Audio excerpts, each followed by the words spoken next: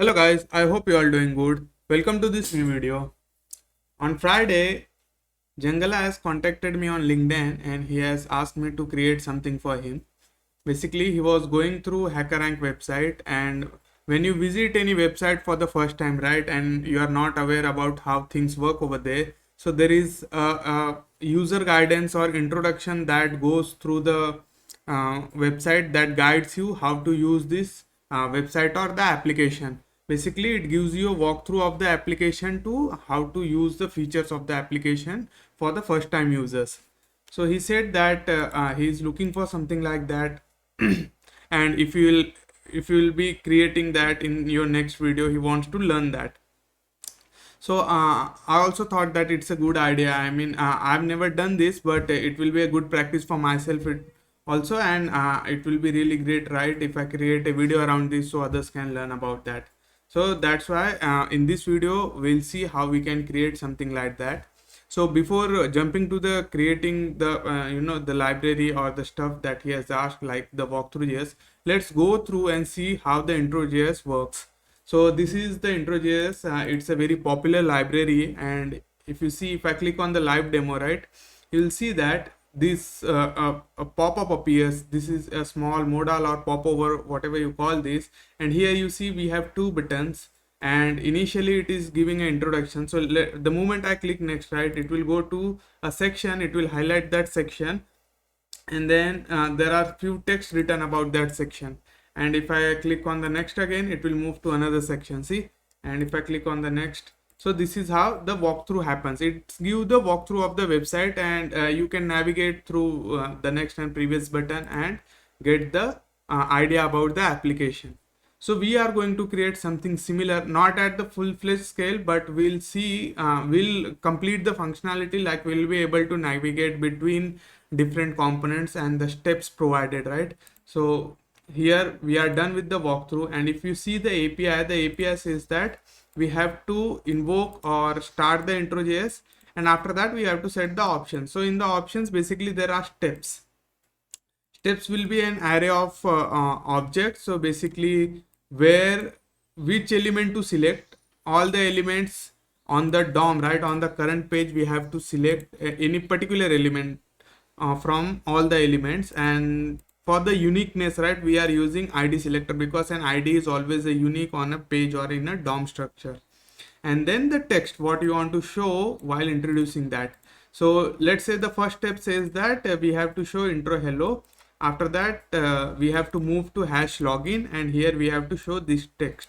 You can add another object over here, and let's say you want to move to another section of the element using the selector and the text you want to show, and then this start option will start the, or it will trigger the walkthrough.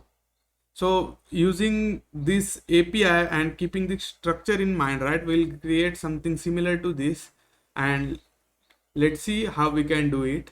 So here, if you can see, I have created a boilerplate of HTML structure. So we have header, we have footer, and then we have grid of elements.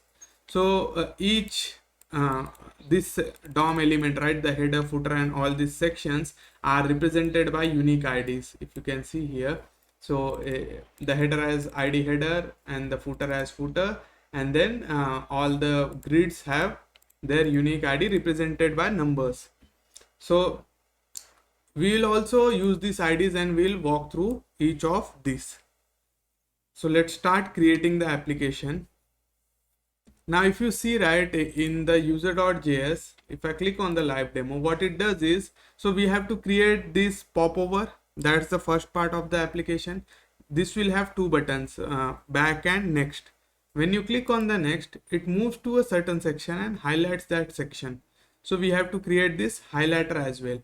And if you notice, right, the moment the section is highlighted, everything else in the background is diluted. So just to keep the focus on the element, the background is little bit dim and blurred, and the section that we have to highlight, it is put in focus. So we will do something similar. We will not try to focus more on the UI part, rather we'll try to focus on the functionality. So we'll create this popover and this highlighter, and for the each element that is passed in the steps, right, we'll highlight that section, and then we'll show this popover along with that, and that popover will have the two buttons. Through that we'll navigate. Also, when we click on the next, right, so if you see in the viewport, this powerful user onboarding, this section is present, that's why we are not scrolling. But for the next section, if you see, if I click on that, it is not in the viewport. So what it will do is it will scroll to that element and then it will be highlighted. So we will also do the same thing. If the element is not present in the viewport, we will scroll to that and then we'll highlight that. So if I go back and here, if I break down the problem statement, right, what all we have to do. So the first thing we have to do is we have to highlight the section, and then we have to show popover along with that with next and previous button to move steps, and then we have to scroll to the element that is not in the viewport. So scroll to element if not in viewport to highlight. Okay, so these are the things we have to achieve functionally. And UI, we can, UI we can keep it extremely simple. We just have to highlight the element to show that the functionality is working properly. Before jumping to the solution, I just wanted to let you know that if you are preparing for JavaScript interviews, you can check out my playlist. I have around 48 questions currently, and I'm planning to take it to over 100 or 150 by this year end. Also, you can check out my blog where I have around 300 plus solved examples of JavaScript questions. So let's start solving this. The first part we have to do is we have to create this highlight section. So let's create this function highlight.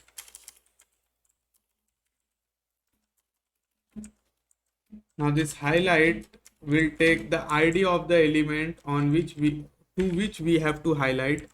So if you see, right, let's say we have to highlight 2. Now to highlight 2, what we have to do is we have to put overlay over that to make it to put in focus, and all the other elements should be out of focus. And to put the overlay, we have to create a position absolute element that will be placed over it. So for that, we have to first get the dimension of the element on which we have to put the layover, so that we can create a new element and then place it over the selected element or the element that we have to highlight. So let's get the element, and here I am using document.getElement by ID. This will give me the element on which we have to put the overlay or which we have to highlight, and then we can use the get bounding rectangle, client rectangle.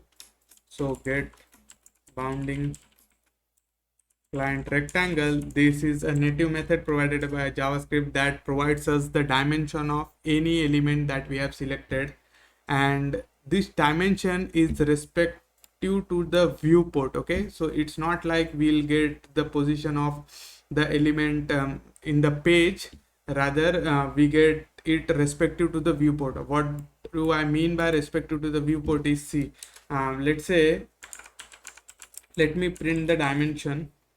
So here I have pulled this element dimension, right, and right now in the viewport, if you see, let's select 2. So let's highlight this this grid with the number 2, and this grid, right, this is placed like this. So here the scroll is at the top. I mean, we have not changed the scroll position, and if I run this, you'll see that we get the dimension something like this. So the top of the element is 118 pixel from the viewport, where the viewport is starting. The right is 759 from this side, from the right of the viewport. The left is around 409 pixels, so that is from the position X of the viewport. Okay, so we got this. Now what if I scroll this, right? So I have scrolled to the element 2. Now in the viewport, this element has come closer to the top. So if you see, currently the top is 118 pixel, right? And if I rerun this, you'll see that the top value will change, because okay, so after running it has scrolled, or it has taken to the position. That's why we are not able to get the actual value. Okay, it's resetting.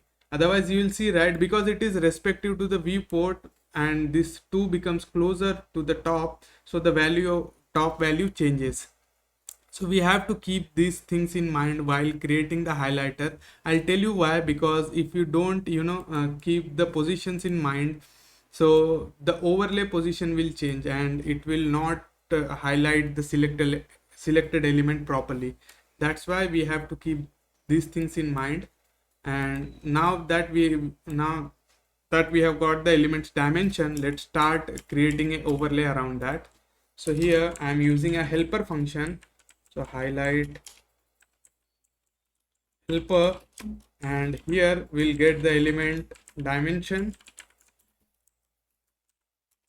and using this dimension we'll create a new element on runtime, and we'll place it over the selected element as a overlay. So let me get the positions.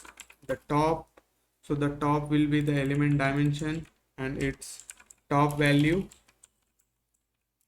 Similarly, we have to get the left and width and height of the element. So left, because the overlay is absolute position, right? So we just need the top and left to align the layover. Width and height. Now we'll create a new element. Let's say a div document dot create element div, and then we'll attach a style to that. So let's say position is absolute, and then top is whatever top value we have, pixel. Left is dollar left pixel, and then width is the width of the element, and height is the height of the element. And also we'll have background, just to, for now, just to show that if the highlighter is working properly or not. So let's say background is black. And now that style is set, we have to add this element, because this is an absolute positioned element, right? So we can add it directly in the page or to the body, and it will be appropriately positioned. So here I am selecting this wrapper, and inside this wrapper I'll inject this. So let's say document dot get element by id wrapper, and to this we'll append this child, the new element we have created. So append child element. Now let's invoke this highlight helper with the element dimension. So this should create a new element, and it should place it over the selected element. That is, we are doing the highlight for this 2, so a new element should be placed over this. Let's run this and see if a black box appear or not over the 2. So it's not appearing. Let's check why that's happening. So we got the top, left, width and height, and then we got the position absolute, and then we have the wrapper, and we are appending the child. Let me inspect and check if the element is added or not. So we have a element.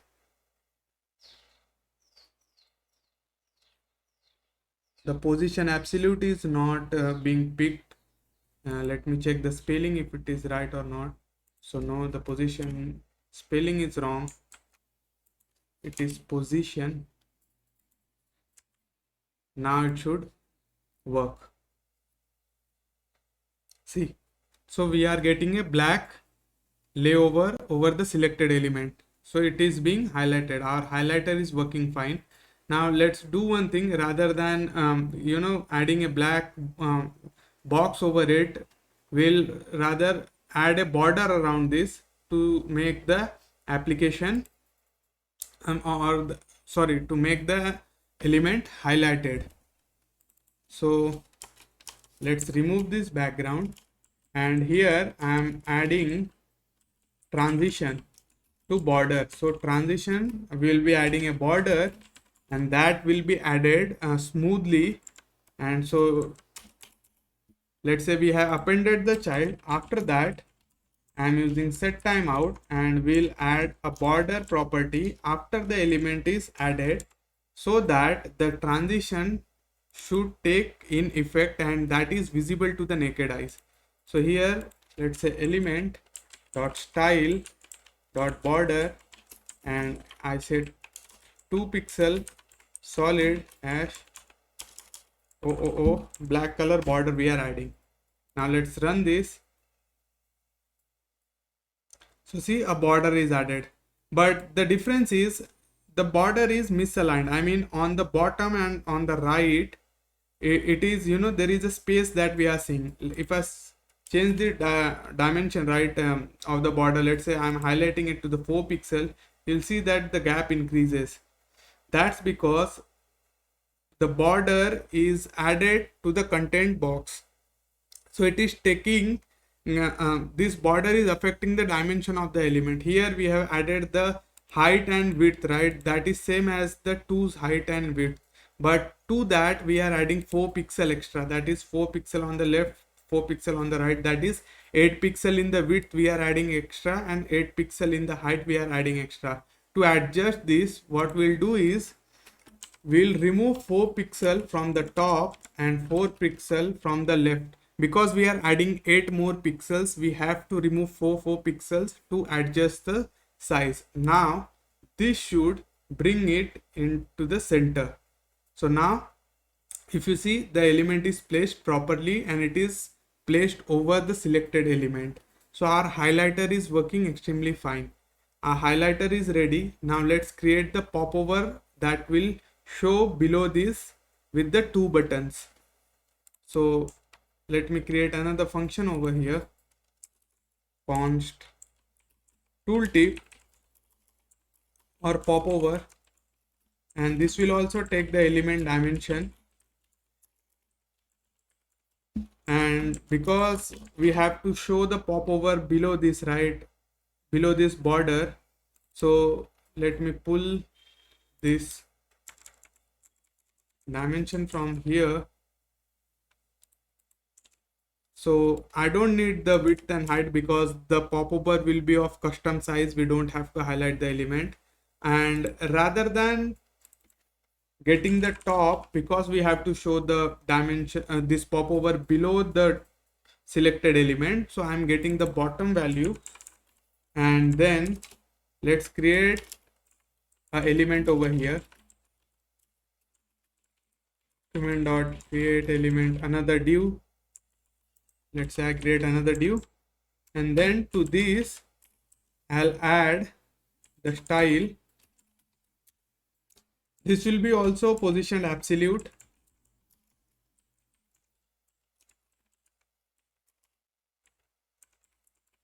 And the top, so the top of the element, how much space it will take from the top, right, that will be equal to the bottom value. Because let's say we get bottom as 100, so the element should start from 100. That's why we are keeping its top property as the bottom value. So here bottom, and then that many pixels, and we'll see if the bottom is, it is overlapping, we'll add few extra pixels to that. And then the left, so what will be the value of the left? So if we add the left as the left value, right, it will be placed something from the beginning of the element over here. Now we don't want that, right? So let me do this. Background, we'll come back to the left and we'll try to position it into the center. But for now, let's just generate the box and see where it is being placed. So again, the background is, I'm keeping it as black, and then width is of 100 pixel and height is of 100 pixels. That's it. So again we have to add this in the wrapper, and then these two should be generated along with the highlight helper, and here also we'll pass the element dimension. Sorry. So if you see, if I run this, a black box appear over here. Okay, now we have to align it to the center. For that we'll have to do a simple mathematical calculation. So let's say the left value is here, right, from the beginning, and the right value is the end. So if the element has to be placed in center, it has to take the median of the left and the right. So we got the left and we got the right.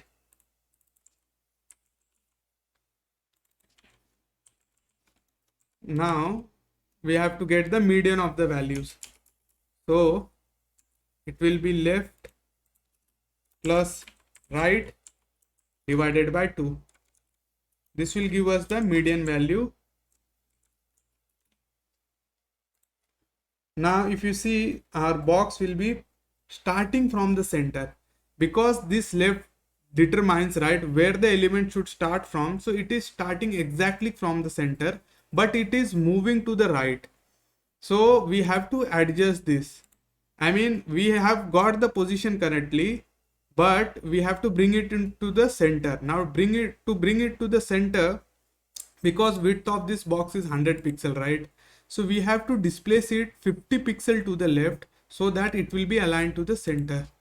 So that's why from this calculation I have to minus 50. Whatever the width of your box is, right, you just have to minus half of its value, so that it should displace half to the left and it will be aligned exactly in the center. So now if you see, the popover is in the center. Simple mathematical calculations. Now we got our highlighter, we got our popover. To this popover we have to add 2 buttons that will navigate the application. So let me change the color of the this popover. Let me make the background white, and now we'll add a few more pixels, let's say 5 more pixels to the bottom, so that it should come below the border. See, it is coming below the border. Now to this element, let's add 2 buttons. So here I am creating this function navigation button, and what this will do is this will create 2 buttons. So let's say const next button equals document dot create element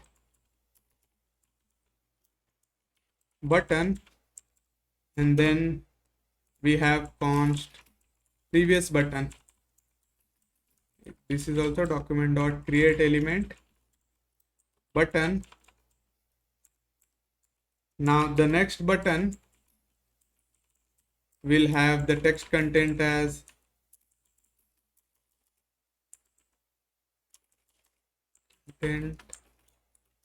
next. Similarly, the previous button will have the text previous.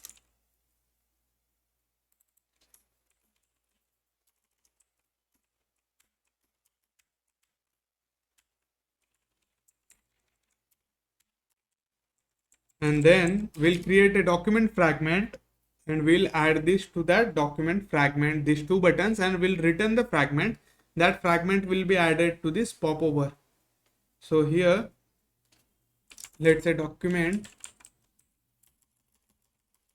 const fragment equals to document dot create fragment, and to this fragment we'll add the next and the previous button.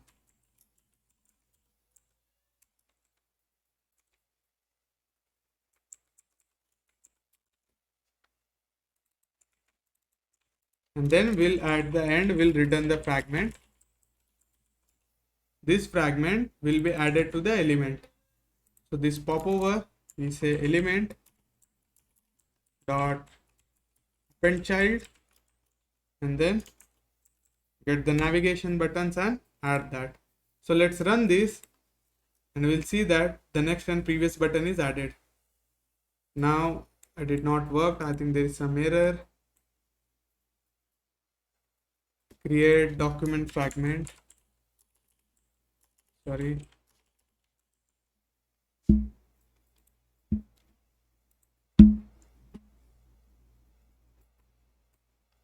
So we got the previous button and then the next button.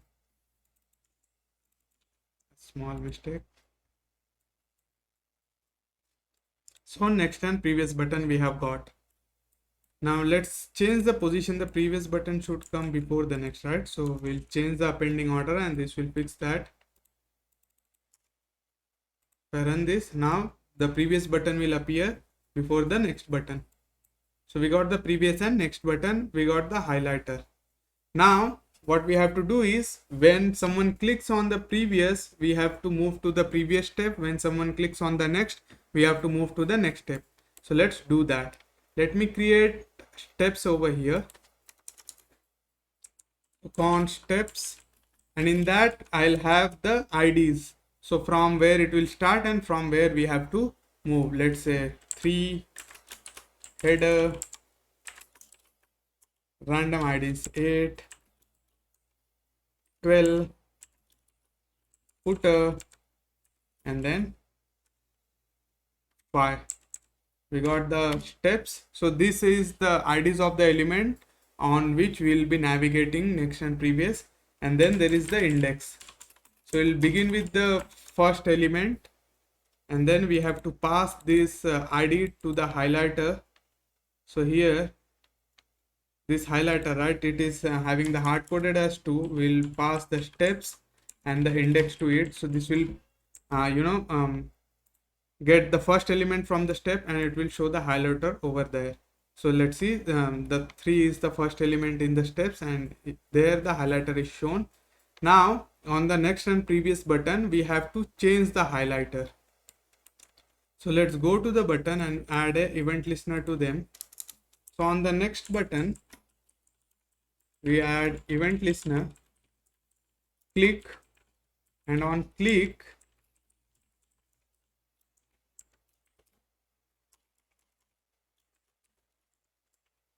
if, so on the next we have to move to the next step, right? So if the index is less than the number of steps available, then only we have to increase the index. And then what we have to do is we have to call this highlight again. So here highlight, and here we'll increase the index. So it will move to the next element in the step. Similarly, on the previous button,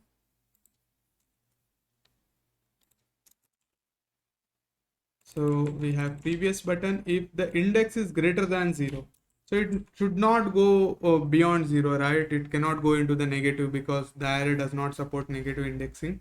So here we'll say that index minus minus or minus minus index, either will work. We have to move to the previous step. So we got the next and previous buttons. Now let's run this. So let's say I'm at 3. If I click on next, you see the header is highlighted. The problem over here is the 3 is also highlighted. So if we move to the next step, this 3, right, it should be removed and only header should be highlighted, or the next step should be highlighted. So before highlighting the next element, we have to remove the previously highlighted element. For that, what I'll do is, to the popover, right, I'll add an ID over here. Let's say, or a class. So class list dot add, and here I'm saying LB as a prefix I'm using just for Linux bucket or the uniqueness of the application. And here let's say I add popover. Similarly, here for the highlighter, we'll add a new class and let's say highlight. So we added two classes over here, popover and highlight, and then, or let's say we keep it as id only, because id brings uniqueness. So we'll be able to have only one id at a time. So we got popover and we got highlight, and then before we start highlighting the process, what we'll do is document.get element by id, and here we say lb highlight. We have to select that, and here I'm using the conditional operator. So if there is no id present, we don't have to remove it, and otherwise we have to remove that. So this will remove the element from the DOM, and similarly we have to remove the popover.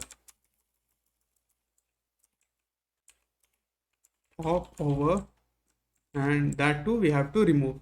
So we have to get the elements and we have to remove them. And if the element is not present, so we cannot use the methods on the undefined, So just to prevent the error, I've added the conditional check over here. So let's run this again. Now, if I move to the next, see the 3 is removed, and then we are highlighting the next element in the step. If I move to the previous, the same thing, the previous element is, the highlighting is removed and the next element is highlighted. So next, and if I click on the next again, so we move to the 8. So 8 is being highlighted, but that is not in focus completely. I mean, we have to manually scroll. So to fix this, what we'll do is, if the element is not in the viewport, we have to scroll to its position. So let's add that too. Here I'm creating a function that will scroll to, and this will get the element to which we have to scroll, and then we have to get the element top, or the position where we have to scroll to, and this will get from the offset top property, and then we'll use the window dot scroll to method, and we have to give the top position of the element, and then we have to define the behavior. So behavior is the smooth scrolling we have to do. So basically, if the element is not in viewport, we are scrolling to it. Otherwise, if it is in viewport, nothing will happen. So here, after removing the highlighters, we get the element, and before calculating the element dimension, we want to move to the element, and after that we want to calculate the dimension and show the or highlight the element. So if I run this again, you see that we are scrolling to the element. So see, we have scrolled to 3. Now let's see the moment I scroll top, the position of the highlighting change. This is because, as I explained earlier, when you are getting the bounding client rectangle, this provides the position of the dimension of the element respective to the viewport. So while navigating, what happened is the viewport changed because it has scrolled. So that's why the dimension that we got is very mismatched, or it's not correct. To fix this, what we'll do is, to the top and the left, we have to add the window dot scroll x and scroll y position. So this will add the position of the element respective to the where it is being scrolled to, and this will help us to get the correct dimension. So on the top is on the vertical line, that's why we are getting the scroll y, and for the horizontal line we are getting the window dot scroll x. Similarly, we have to get this for the popover as well. So for the bottom we are adding the scroll y position, and to the left we are adding the scroll x position. In our application there is no scrollx, but for the for the uh, sake of, or for the precaution, we are adding this. So if I run this again, let's see how it works. So we went to 3. See, if I click on the next, right now it is properly highlighting the header. So we move to the header and it is being properly highlighted. Now let's click on the next. So again we move to 8 and it is being properly highlighted. Similarly, it moves to 12, then it goes to footer. Now here if you see, when I went to footer, right, this popover went below this. So this we have to fix. Now in this example I'm not going to fix this. The position of the this layover, this popover, right, we have to decide if the element is at the bottom, then we have to place it at the top. If the element is at the top, we have to place it at the bottom. So there is a mathematical calculation involved, right? So for this example we are not going to do this, but you can use any other library of the popover that will dynamically detect and do this. And then we have moved to 5. So this is the end. We have reached to the end of the steps. So in the steps, if you see, the 5 is the last element. Let's say if I move back again, I went to footer, then 12, then 8, header, and then 3. So our highlighter is working properly, and we are highlighting the element. The navigation is also working properly. The UI part is not so great, but functionality wise we are able to achieve something similar to what the intro.js was doing. So I hope you have learned something new today. Thank you for your time.